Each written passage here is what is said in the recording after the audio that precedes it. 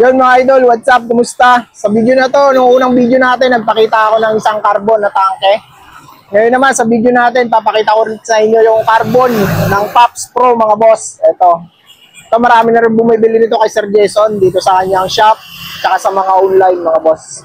Ito si Pops Pro Carbon mga boss. Napakagaan nito, nasa 1.2 kilos lang ata ito mga boss.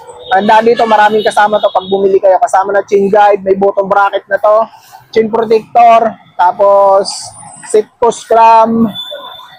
Tapos sukat nito is 27 plus din. Pwede pang size 29 and pang size 27. True axle boost type mga boss. Tapos ano pa bang kasama nito? Ito yung suot kong t-shirt. May pa-free t-shirt yan syempre. Tapos free shipping to mga boss.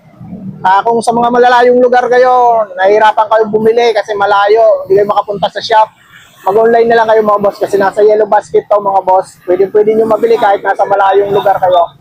Yan mga boss, marami tong available na kulay. May mga available pa to. Meron tong matte black. Tapos yung mga ganito, yung glossy. Check out nyo na lang dyan sa Yellow Basket natin mga boss.